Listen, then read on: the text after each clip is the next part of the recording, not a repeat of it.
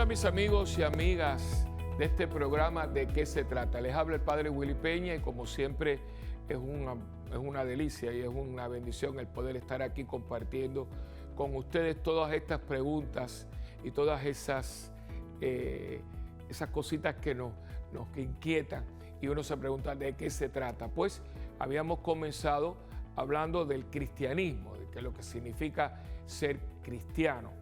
Y habíamos establecido lo que es ser cristiano católico, cristiano no católico, de dónde venía todo esto que nosotros también conocemos como protestantismo. Y que yo les decía que lo más adecuado en este momento histórico es hablar de cristianos, todos somos cristianos, pero cristianos católicos, cristianos no católicos. Y cuando nos despedimos, habíamos establecido que habían tres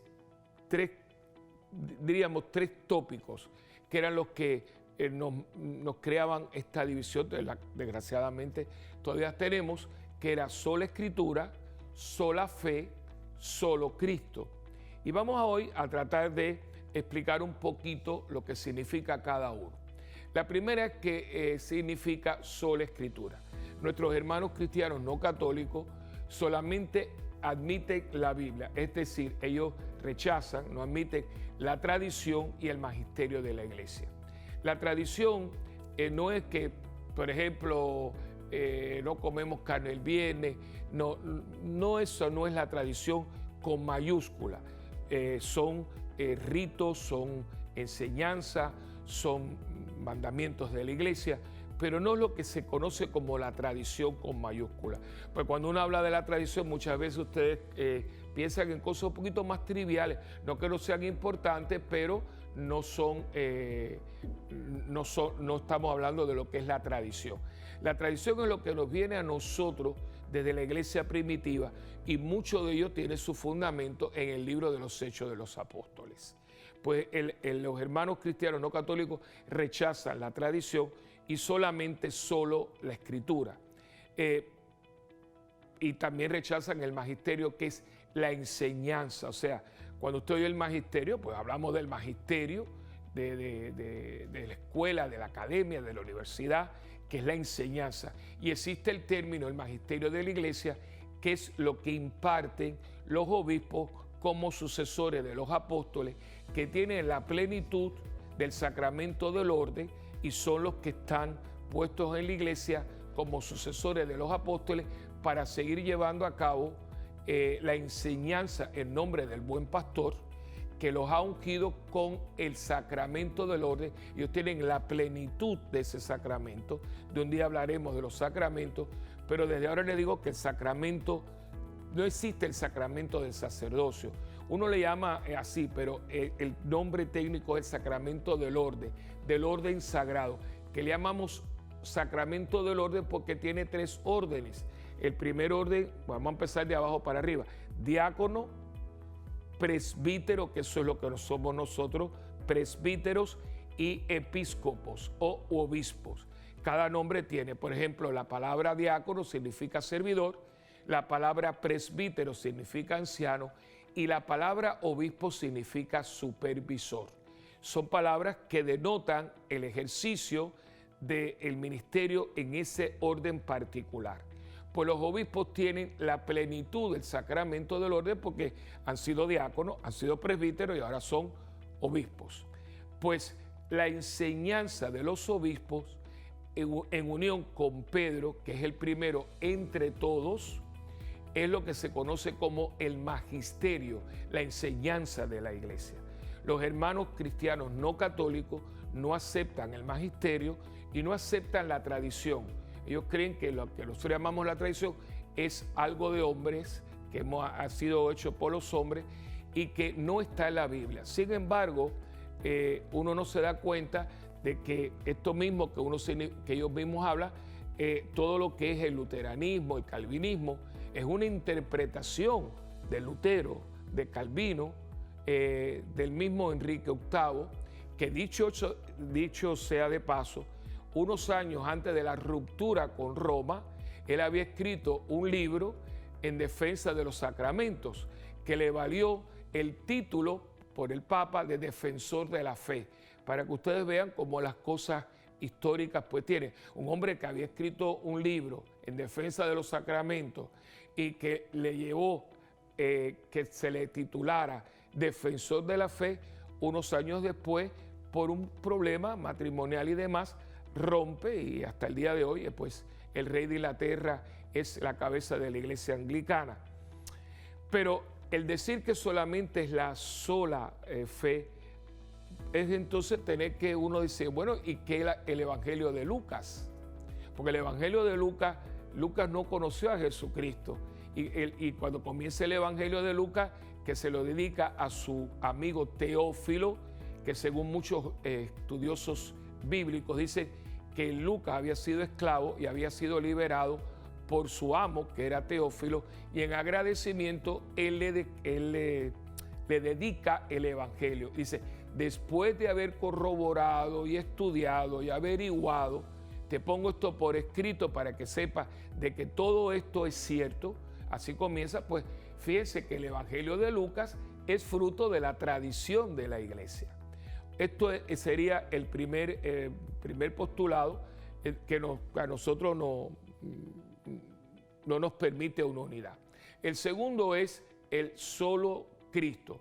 Esta es una idea también muy protestante que invita a buscar la santidad siguiendo a Cristo sin necesidad de la iglesia. Es decir, para nosotros cristianos católicos, la iglesia es nuestra madre, y de hecho ese título tan lindo que es una encíclica del Papa Juan XXIII, Madre y Maestra, que es de hecho es el nombre de la Universidad de la República Dominicana, la Universidad Católica se llama Madre y Maestra y está tomado de una encíclica del Papa Juan XXIII.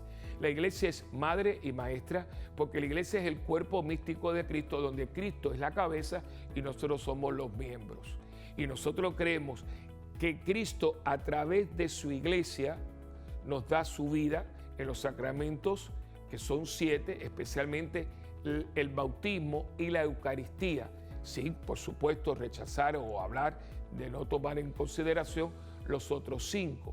Por lo tanto, ahí tenemos ya que sola fe, solo Cristo, y también entonces hablamos de la sola fe y la sola escritura. Ya tenemos ahí sola escritura, solo fe y, perdón, se me había olvidado, la sola fe. La sola fe es que dice que basta la fe. Pero vamos a hablar de esto porque es muy importante, porque esto es algo que sí es bien, tengo que dárselos claro, porque mucha gente dice, no, si yo confieso con la boca y creo con el corazón que Jesucristo es Señor, soy salvo. Sí, pero ¿cómo se le nota? Y de eso lo haremos cuando vengamos de una pausa en este programa. ¿De qué se trata?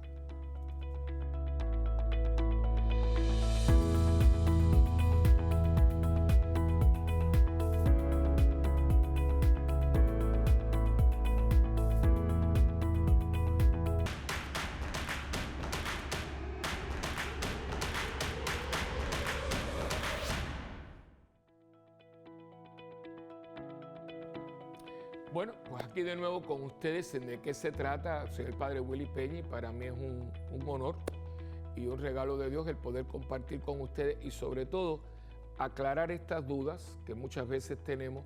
Y acuérdense que la duda, cuando no se aclara, muchas veces es utilizada por el maligno para crearnos confusión, desanimarnos y muchas veces llevarnos a hacer conclusiones que no son las mejores. Y habíamos hablado de estos 3 tópicos, que era solamente la fe, solamente la escritura, y ahora vamos a hablar un poquito de lo que significa solo fe. Y esta afirmación es muy conocida porque los hermanos cristianos no católicos dicen, basta la fe, sin obras para salvarse. Y también nosotros los cristianos católicos creemos que la fe es la que justifica, está toda la teología paulina, ¿no? Pero como dice Santiago en su carta, muéstrame tus obras y yo te diré cuál es tu fe. El separar la fe de las obras es como querer separar a un hijo de su madre, o sea, el hijo es el fruto de su madre y el hijo habla de la madre como la madre habla del hijo. Son parte integral porque el hijo es un apéndice, es un desprendimiento de su madre. De hecho, está en ella y de ella sale. Y por eso uno dice esa frase, es hijo de su madre, o sea, es que es de ella. Pues las obras son parte de su fe.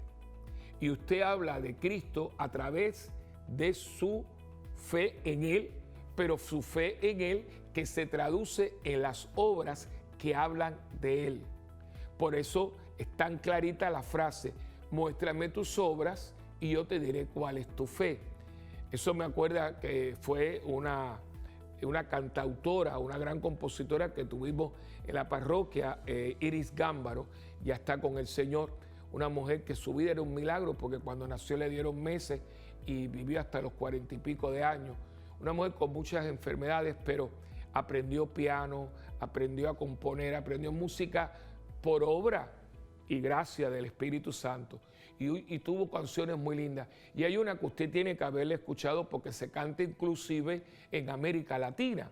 Es Que se te note. Y es una canción simpática, bonita. Yo lo he oído con rumbia, con ritmo de cumbia, con merengue, salsa, con todo tipo. Pero la letra es la misma y la autora es Iris Gámbaro. Y ella, en esa composición que se repite, que se te note, que se te note. De hecho, sacamos una calcomanía una vez en la parroquia que decía, si crees en Jesucristo, que se te note.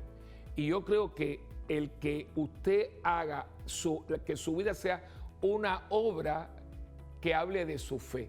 Nosotros los cristianos católicos decimos que por supuesto es la fe en Jesucristo la que nos justifica ante Dios. Pero esa fe en Cristo es resultado de, las obras son el resultado de esa fe. Por lo tanto, eso no es lo que nos divide, sino yo creo que es la mala interpretación. Quizás para algunos sea un poco más complicado y demás. Para mí es muy sencillo. ¿Cómo yo sé que usted es cristiano? ¿Cómo sabía la gente que nosotros éramos cristianos al principio del cristianismo? Cuando todavía la palabra cristiano no existía, acuérdense que nos la dieron. Nosotros no nos llamamos cristianos, nosotros nos llamaron cristianos. En Antioquía, por cierto. Al principio, ¿saben cómo nos llamaban? Los del camino, porque Jesús había dicho, yo soy el camino, la verdad y la vida. Y los del camino, los que caminan con quien es el camino, ese era el nombre que podíamos haber tenido. Pero ¿saben por qué nos conocían? Por las obras. Mira cómo se aman los unos a los otros. Y ese amor, ¿cómo se sabía? Libro de los Hechos de los Apóstoles. Lo tenían todo en común, vendían, repartían el dinero entre todos y todos tenían un mismo corazón y todos vivían unidos en oración. Por lo que hacían, cómo se comportaban, cómo vivían y compartían, es que la gente entendía que eran cristianos. Y como esto se estaba dando en el mundo entero, pues entonces eran cristianos católicos, porque ya no era de un grupo de Judea o un grupo en Alejandría o un grupo en Antioquía o un grupo en Éfeso, sino todas las comunidades cristianas, muchas de ellas fundadas por Pablo, pero también por los otros apóstoles, Santiago, Juan. Acuérdense que salieron y fueron por el mundo entero siendo obedientes a la misión, de que ya la misión no era para un grupo en particular, sino era para el mundo universal, para el católicos, para el mundo entero, para la universalidad de la fe. De ahí viene entonces el adjetivo católico. Por lo tanto, yo soy cristiano católico porque yo creo en Jesucristo, que es la piedra angular sobre la que yo he edificado toda mi vida. No que yo crea en Él, es que yo le creo a Él. Y porque le creo en Él, le he entregado mi vida, mi alma, mi corazón. Él es el centro de mi vida. Y todo lo que yo pienso, todo lo que yo hablo, todo lo que yo hago, lo tiene a Él como punto de referencia. Eso es lo que me hace a mí cristiano. No porque yo hago tal cosa, porque yo voy a misa el domingo. No, eso también. pero es la misa que yo voy el domingo, cómo yo honro a mi madre y a mi padre, cómo yo me comporto con mi familia, cómo yo soy como ciudadano, cómo yo respeto y me gano el pan de cada día con honradez y sin corrupciones y sin esas porquerías que hemos creado, sin ser un ladrón y sin ser una persona desagradable, con mi carácter, con mi perdón, con mi, sobre todo, generosidad de espíritu.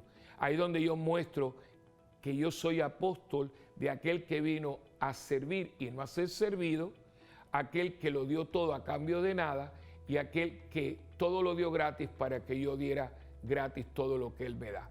Y ahí más o menos ustedes se dan cuenta de la riqueza que significa ser cristiano católico y también el respeto, el cariño y la comunión que tenemos con nuestros hermanos cristianos no católicos, porque al final de cuentas es mucho más lo que nos une que lo que nos divide. Muchas gracias por su atención y nos vemos en el próximo programa. ¿De qué se trata?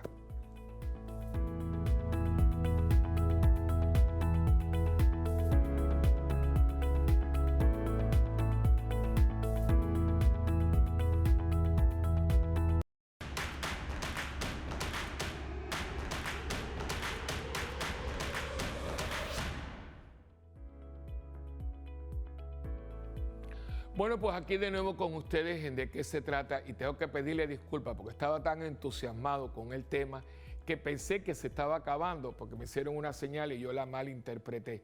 Pero la buena noticia es que todavía tenemos unos minutos juntos y podemos hacer un pequeño resumen. Hemos hablado, ¿verdad? El tema es cristianismo, cristianos, católicos, cristianos no católicos. Hemos visto de dónde viene la palabra católico, el nombre es cristiano, nuestro apellido es católico.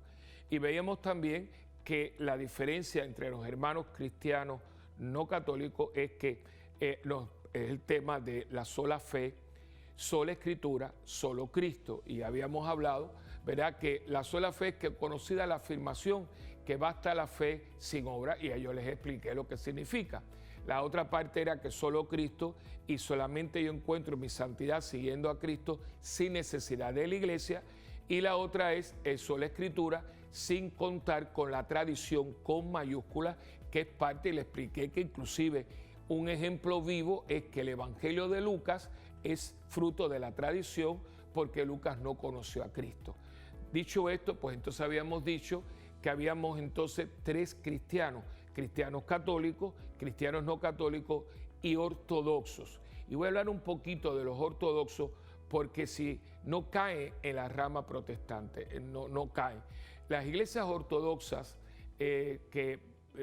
hay los primeros grupos, hay una división con Roma, unas son del siglo V después de Cristo y la otra es el siglo XI después de Cristo. Las otras iglesias ortodoxas son producto de estos dos grupos que rompen con Roma. Es un tema bastante extenso, pero lo básico aquí es más bien de índole muy humano, porque tenemos los mismos sacramentos, sus sacramentos son válidos, ellos tienen la Eucaristía, todo, son católicos como tal, pero la diferencia está con el papado, tratando de simplificarlo mucho. Ellos creen en que el Papa es el sucesor de Pedro, pero creen que es uno entre todos, no el primero entre todos. Es una de la primacía de Pedro, se conoce como tal. Pero básicamente, hasta el día de hoy, es un problema más bien como psicológico, histórico. Todavía hay mucho resentimiento y esto tiene que ver con unos hechos históricos que no tenemos el tiempo en este momento para explicarlo y demás, pero es de índole histórica. Hubo un momento en que el Papa los excomulga a ellos y ellos excomulgan al Papa. Esa excomunión fue levantada hace ya unos años y hubo un momento muy lindo. El patriarca de la Iglesia Ortodoxa en Jerusalén, en un momento dado, el Papa Pablo VI, a raíz de comenzar su pontificado, quiso ir a Tierra Santa como peregrino, no como el Papa, sino como un peregrino. Y allí fue, y es muy lindo el viaje. Yo me acabo de leer un libro ahora, Pablo VI, el peregrino de Dios, y está todo el viaje. Y él hizo el viaje, él lo configuró, y él quería ir a Tierra Santa como el peregrino, porque él había tomado el ministerio petrino, estaba comenzando, estaba en la iglesia en un concilio, y él quería ir allí, a donde todo empezó, para que el Señor tener un tú a tú con el Señor y que lo ayudara para poder ser un verdadero pastor. Y en uno de los encuentros que hubo, fue famoso con el patriarca Atenágora, un hombre de Dios impresionante, y se hicieron muy buenos amigos. Y una de las cosas que sucedió fue que cuando Pablo VI se encontró con él, se tiró al piso, se arrodilló y le besó los pies y le pidió perdón. Le pidió perdón por parte de la parte católica, por toda aquella altivez y la soberbia y que quién es mejor que quién y quién manda más que el otro. Y todas esas cosas se han subsanado mucho por la parte católica. Todavía en alguna iglesia oriental, ortodoxa, hay un poquito de resentimiento, pero esto es fruto de oración, de buena voluntad y de que el Espíritu nos una, porque vuelvo a repetirlo por tercera vez, es mucho más lo que nos une que lo que nos divide. Así que más o menos ya al terminar el programa y después de 2 programas con el mismo tema, ya ustedes pueden más o menos ver de qué se trata ser cristiano. Se trata de testimoniar con la vida lo que uno es. No es que yo diga que soy, es que se me note. Segundo, que soy cristiano católico y yo creo firmemente que la fe es la que justifica, pero una fe sin obra es una fe muerta.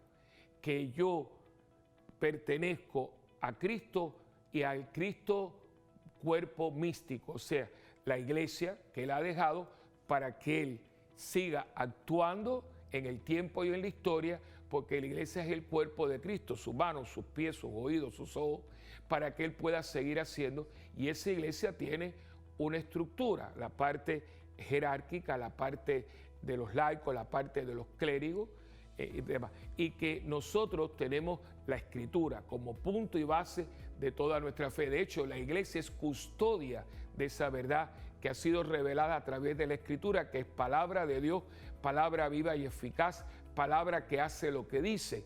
Pero también esa palabra ha suscitado a través de la acción del Espíritu que Cristo le dio a la iglesia para que pudiera seguir adelante con la obra que le ha encomendado. Así que ya usted sabe el honor que usted tiene y la responsabilidad de usted ser cristiano católico, porque de eso se trata. Hasta la próxima, con mucho cariño, que Dios me los bendiga en este programa ¿De qué se trata?